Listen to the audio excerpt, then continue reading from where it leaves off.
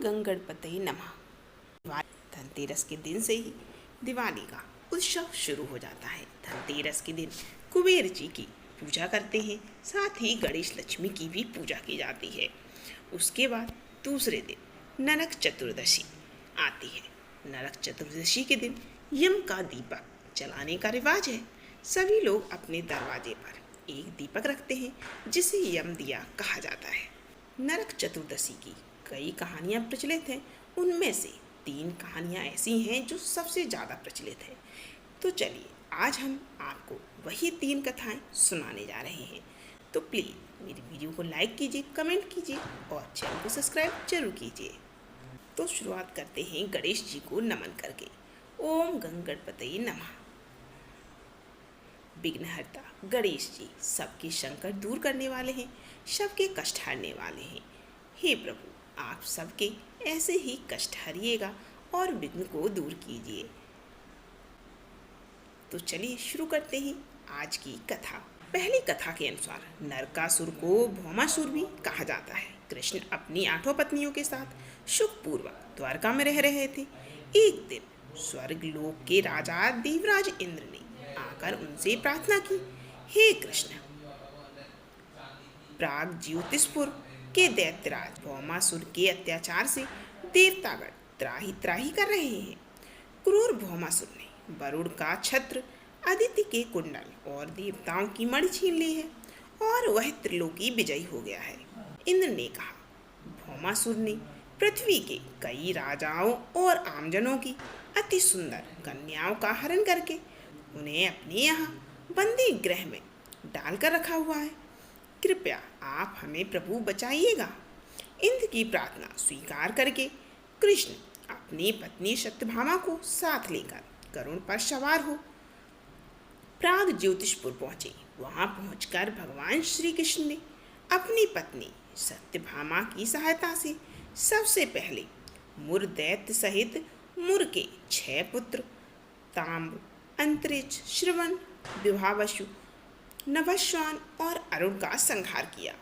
मुर दैत्य का वध हो जाने का समाचार सुन भौमासुर अपने अनेक सेनापतियों और दैत्यों की सेना को साथ लेकर युद्ध के लिए निकला।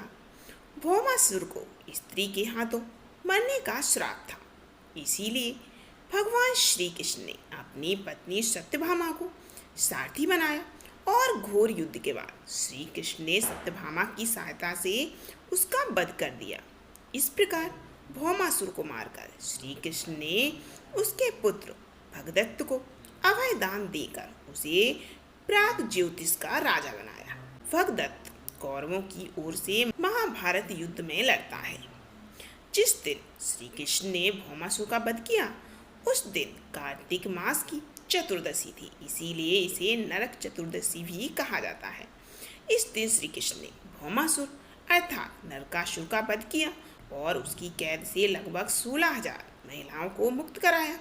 इसी खुशी के कारण दीप जलाकर उत्सव मनाया जाता है। तो ये थी नरकासुर की पहली कहानी। श्री कृष्ण भगवान ने अपनी पत्नी सत्यभामा के साथ जाकर भौमासुर का अंत किया और 16,000 महिलाओं को मुक्त कराया।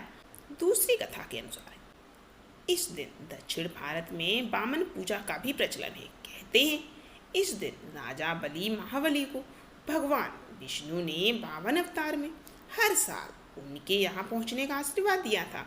इसी कारण से वामन पूजा की जाती है।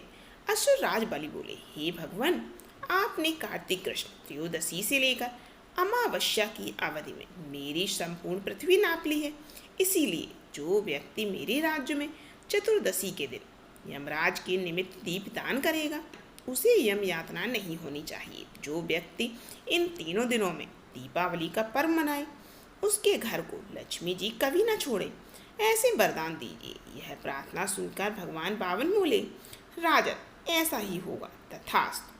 तब भगवान वामन द्वारा राजा बलि को दिए गए इस वरदान के बाद से ही चतुर्दशी के दिन यमराज के निमित्त व्रत पूजन और दीपदान का प्रचलन प्रारंभ हुआ। नरक चौदस की ऐसी ही एक और कथा प्रचलित है जिसे सभी लोग मानते हैं। कहा जाता है कि रतिदेव नामक एक धर्मात्मा राजा थे। उन्होंने अनजाने में भी कोई पाप नहीं किया था। फिर भी जब मृत्यु का समय आया तो यमदूत उन्हें नरक ले जाने के लिए आ धमके। राजा ने कहा कि आप मुझ पर कृपा करें और बताएं कि मेरे किस अपराध के कारण मुझे नरक जाना पड़ रहा है। यह सुनकर यमदूत ने कहा कि हे राजन, एक बार आपके द्वार से एक ब्राह्मण भूखा लौट गया था। यह उसी पाप कर्म का फल है। यह सुनकर राजा ने यमदूत से 1 वर्ष का समय मांगा। तब यमदूतों ने राजा को 1 वर्ष की मोहलत दे दी। राजा अपनी चिंता लेकर ऋषियों के पास पहुँचे और उन्हें अपनी सारी कहानी सुनाकर उनसे इस पाप की मुक्ति का उपाय पूछा। तब ऋषि ने उन्हें बताया कि कार्तिक मास की कृष्ण पक्ष की चतुर्दशी का व्रत करें और ब्राह्मणों को भोजन करवाकर उनके प्रति हुए अपने अपराधों के लिए क्षमा याचना करें। राजा ने वैसा ही किया जैसा ऋषियों ने उन्हें बताया था। इस प्रकार राजा पाप मुक्त हुए। उस दिन से पाप और नरक से मुक्ति हेतु भूलोक में कार्तिक चतुर्दशी के दिन इस व्रत का प्रचलन हो गया और तभी से नरक चौदस का पर्व मनाया जाने लगा। आज हमने आपको नरक चौदस की यह कथा सुनाई है।